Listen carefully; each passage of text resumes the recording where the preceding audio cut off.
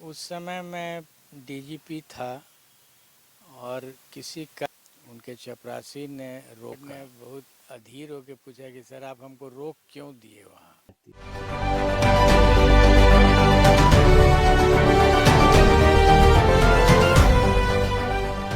PM हो, CM हो या फिर डीएम, खादी हो या खाकी, सबकी अपनी एक मर्यादा होती है, अपना एक दायरा होता है। अगर आप अपनी सीमा में रहकर कुछ भी करते हैं तो फिर आप एक मिसाल बन जाते हैं। ऐसे ही मिसाल की एक कहानी आज हम आपको पूर्व डीजीपी अभयानंद जी के मुंह से सुनाने जा रहे हैं, जिसमें उन्होंने अपनी सहनशीलता और मर्यादा का परिचय दिया है।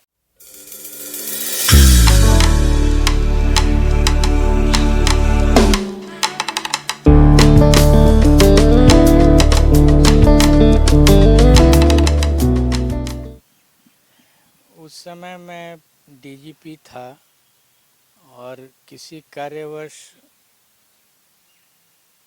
माननीय उच्च न्यायालय पटना के रजिस्ट्रार से मैंने समय लिया था और समय पर मैं अपने बॉडीगार्ड के साथ उनके गेट पर पहुंचा। उनके चपरासी ने रोका और पूछा मुझसे कि आप कौन हैं, कहाँ जाना चाहते हैं। हमने बताया कि मैं डीजीपी हूँ और टाइम हमने लिया है रजिस्ट्रार महोदय से। तो उसने कहा कि आप रुकिए, हम पूछ के आते हैं। तब तक हमारे बॉडीगार्ड महोदय चाह रहे थे कि उसको धक्का दे के किनारे करके और अंदर ले जाएं हमको। हमने उनको तुरंत रोका कि आप शांत रहिए, उनको अंदर जाने दीजिए। वो जब अंदर जाके लगता है बताए होंगे रजिस्ट्रार महोदय को, तो रजिस्ट्रार महोदय आ गए बाहर अपने और फिर हमको ले जा कर के बैठाए। लौट काम होने के बाद मैं जब गाड़ी में आया तो बॉडीगार्ड ने बहुत अधीर होकर पूछा कि सर आप हमको रोक क्यों दिए वहाँ। तो हमने कहा कि वो व्यक्ति चपरासी अपने मर्यादा में था और उसने अपनी मर्यादा के अंदर ही रह कर के हमें रोका था।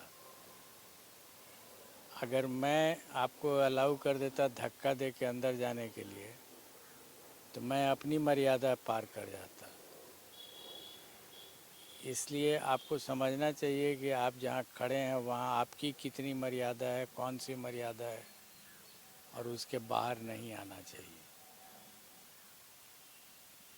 तो आपने पूर्व डीजीपी अभयानंद के मुंह से उस कहानी को सुना जिसमें उन्होंने अपनी मर्यादा का पालन किया और सामने खड़े चपरासी को उसकी ड्यूटी निभाने की छूट दी। उम्मीद है कि अभयानंद जी की ये कहानी आप सबको पसंद आएगी और आप भी अपनी मर्यादा और अपने दायरे में रहकर अपने काम को पूरा करेंगे। कैमरामैन दिवाकर ठाकुर के साथ अभय पांडे, स्वराज पोस्ट, पटना।